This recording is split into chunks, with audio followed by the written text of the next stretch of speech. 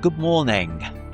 After 6 years, I'm back making Cruiseport travelogues. This is my first one since the pandemic. For those who don't know, all my previous cruising travelogues were made whilst doing my talks on the CMV cruise line. Unfortunately, CMV, Cruise and Maritime Voyages, went under during the pandemic, and it's taken me 6 years to get back on board giving my talks. I'm on Ambiance, which is part of the Ambassador Group, and we are arriving at our first port, and it's Invergordon. Now, what have I got planned for Invergordon? Well, I've arranged to meet up with 2 geocachers that I know. We met on the Greenland cruise, actually, and we've kept in touch. And we're planning to find some geocachers around town, but that's not all I want to do today. I want to do some photography. Invergordon's a port I've never been to. I want to see what's there. Exactly what is there, I'm not sure. I know there are some murals which were painted in 2002. There were 17 of them when they were created. I don't know how many are left, and I don't know what condition they're in. I'll find out when I go round. There's also a small park which I believe has a bit of a naval history. There's a geocache there, so I'm definitely going there. I'd like to see that and photograph it. I've already photographed the oil rigs as we arrived, so hopefully I should be dropping those in onto this video. Other than that, I'm hoping for some nice scenery, particularly when we come to sail away. The scenery is quite nice as we're coming in, but other than that, it's a case of let's go and see what we see. And it's just nice to be back. What can I tell you about Invergordon Port? Well, it's I believe it's a working port. We're not allowed to wander around there, so we have to get the shuttle bus into the town. I don't believe we're very far from the town, but it's a port but not allowed to walk in, so I'll be getting that. Hello, I've come down to where our first geocache is, which is in Natal Gardens, which is a memorial to a ship that was destroyed in 1915. Let me read the description of what happened. It's actually from the geocache. It says, the gardens that you're visiting at this location are to commemorate the HMS Natal. During the afternoon of the 30th of December 1915, HMS Natal, under the command of Captain Eric Back, blew up at anchor with great loss of life. 421 crew and civilian visitors died in the explosion, including women and children. 400 of the crew survived.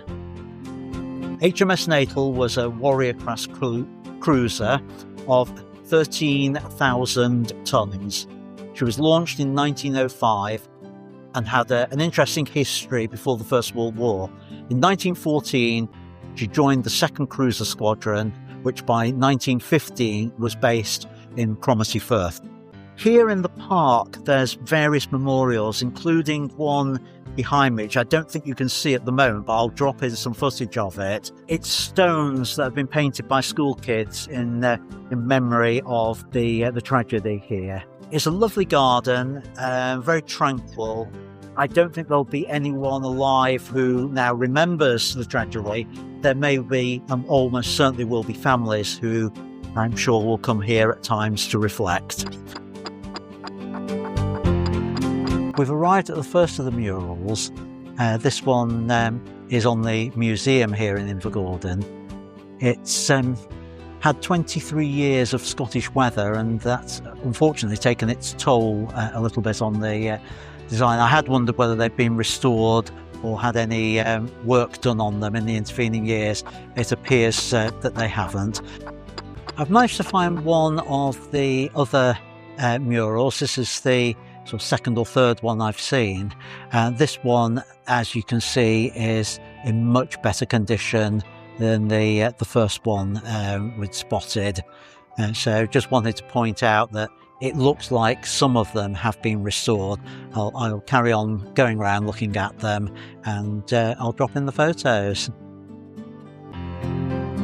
The Fire mural remembers the fire that destroyed the Royal Hotel in 1973. The hotel itself was located directly across the high street from the mural. The mural also shows the firemen in uniforms and using equipment from across the decades.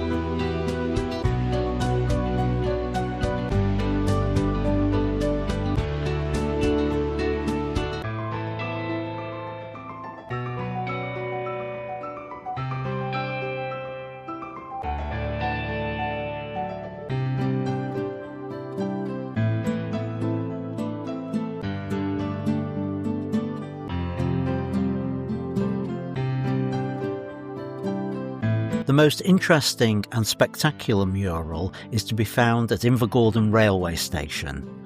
The mural is called The Long Goodbye and tells the story of the 51st Division of the Highland Regiment.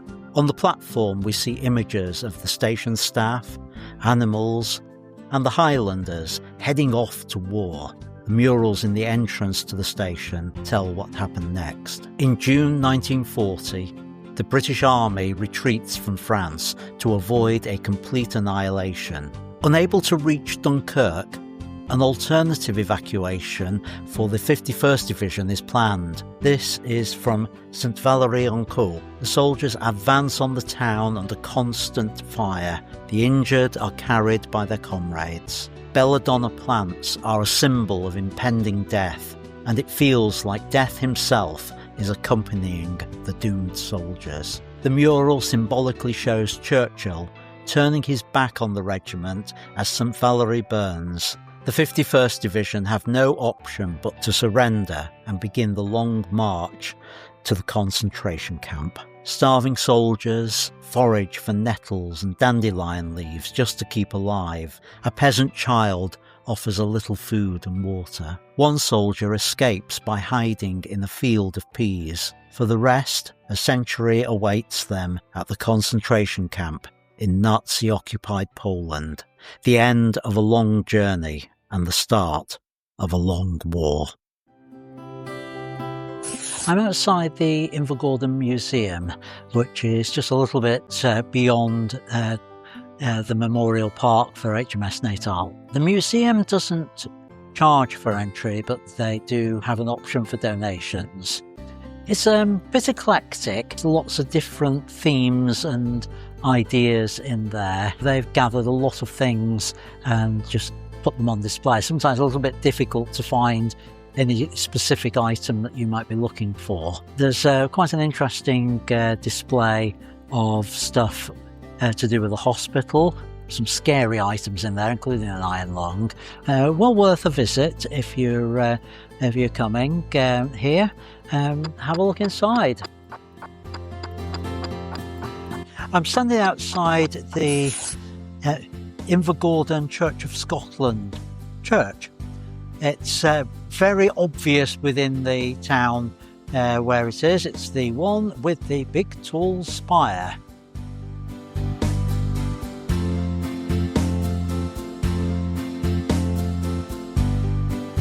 I went in, had a look round.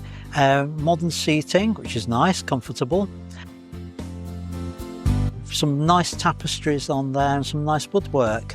Well worth a visit. One thing I did notice, which I thought was really great of the church to do, was that they'd set aside an area for crew members on the ship where they could have a drink, and I could see some of them were using the Wi-Fi there as well, which I thought was a lovely way of serving the cruise ships that come into the town.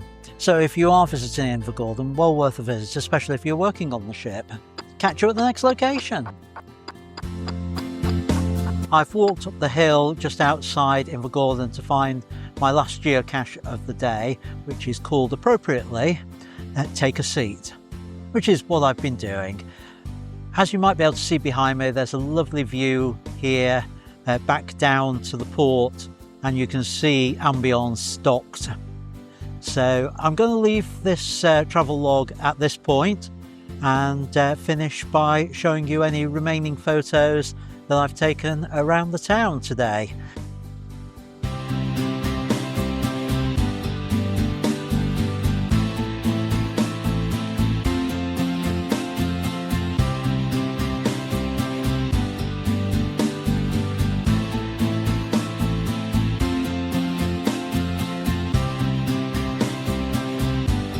So catch me tomorrow on the next travel log when it will be a return trip to Kirkwall. See you there.